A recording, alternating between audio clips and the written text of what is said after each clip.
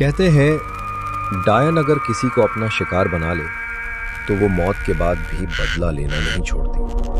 उसका श्राप नस्लों तक पीछा करता है और जो एक बार उसका काम कर दे वो अगला मोहरा बन जाता है। ये कहानी है लगभग 65 साल पहले की। पहाड़ों के बीच बसा एक गुमनाम गांव धवलगढ़। घने जंगल, कोहरे से ढकी पगडंडियां और डर को निगल जाने वाली खामोशी।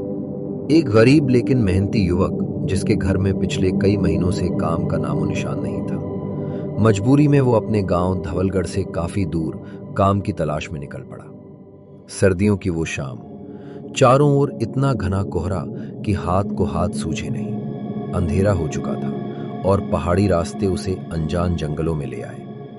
डर, थकान और भूख तीनों अमितेश पर हावी हो चुके थे। तभी उसे एक पुराने बरगद के पेड़ के नीचे एक आकृति दिखाई दी। वो एक साधु था।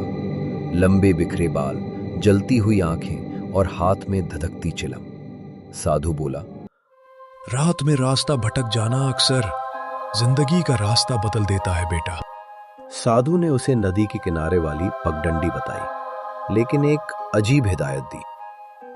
रास्ते में कोई आवाज दे, कोई पुकारे तो पीछे मत देखना। जैसे ही वो आगे बढ़ा, उसे कदमों की आहट सुनाई देने लगी। फिर आवाज आई, अमितेश। वो पलटा। पीछे वही साधु खड़ा था। मुस्कुराते हुए बोला, डरो मत बेटा, मैं रास्ता दिखा देता हूं। साधु ने उसे एक सुनसान हवेली का रास्ता बताया। वहां एक औरत रहती है, उसे मिस्त्री चाहिए, पर सवाल मत करना और उसके पीछे कभी मत जाना। काम की मजबूरी ने अमितेश को हां कहने पर मजबूर कर दिया। हवेली के अंदर चारों तरफ काले कपड़े की गुड़ियां, छोटे शीशे और लाल धागों से बंधी हड्डियां। औरत का नाम था कुसुमा देवी। उसकी आंखें इंसानी नहीं लगती थी। उसने अमितेश से कहा, आंगन में गड्ढा खोदना है और उसके चारों ओर दीवार बनानी है। अमितेश ने देखा मिट्टी खोदते वक्त अंदर से पुरानी हड्डियां निकल रही थीं। काम पूरा होने के बाद कुसुमा देवी ने एक पोटली दी। इसे वीरेंद्र चौहान तक पहुंचा देना, वही मेरा पुराना जानने वाला है। वीरेंद्र चौहान पोटली देखकर सफेद पड़ गया। उसने बोला, ये वापस ले जाओ। अगर मेरी जान प्यारी है तो यहां दोबारा मत आना। अगली सुबह वीरेंद्र और उसकी पत्नी अपने ही घर में मरोड़ी हुई हालत में मरे मिले। उसी रात अमितेश की पत्नी नंदिनी भी उसी हाल में फांसी पर मिली। अमितेश दोबारा हवेली गया। अंदर नई गुड़िया टंगी थी। एक गुड़िया के कपड़े नंदिनी जैसे थे। गांव वालों ने बताया, यह हवेली एक डायन की थी। बरसों पहले एक तांत्रिक ने इसे जलाया था। अमितेश समझ गया, वीरेंद्र वही तांत्रिक था और अब डायन ने अमितेश को अपना नया मोहरा बना लिया था।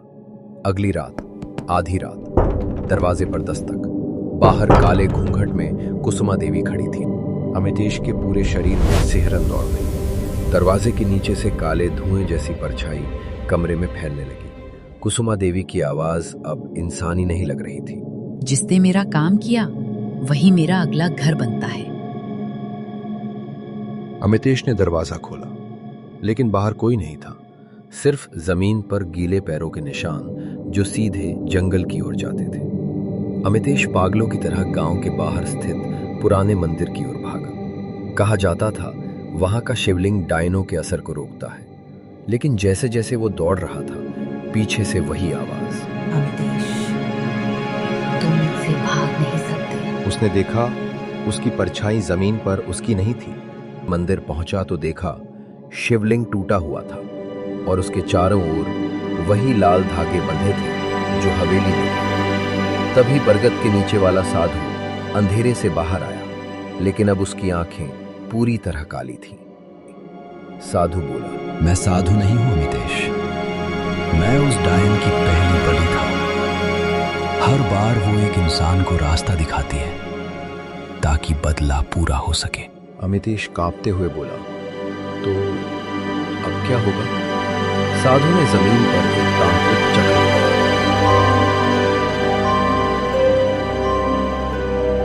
डायन को रोका जा सकता है, लेकिन इसके लिए उसे उसका आखिरी शिकार चाहिए, वो जिसने उसका श्राप आगे बढ़ाया। अमितेश को समझ आ गया, अब उसके पास सिर्फ 2 रास्ते थे। पहला, खुद मर जाए और श्राप खत्म कर दे, या दूसरा, किसी और को मोहरा बनाए और जिंदा रहे। अगली रात गांव में एक नया आदमी आया, काम की तलाश में। अमितेश ने उसकी तरफ देखा और पहली बार उसके चेहरे पर हल्की सी मुस्कान आई। पीछे बरगद के पेड़ से कुसुमा देवी की हंसी गूंजी। कहते हैं धवलगढ़ आज भी बसता है, लेकिन वहां आने वाला हर नया मुसाफिर किसी न किसी रास्ते से भटक ही जाता है, और एक आवाज अब भी जंगल में गूंजती है, अब अगली बारी तुम्हारी है। अब अगली बारी तुम्हारी है।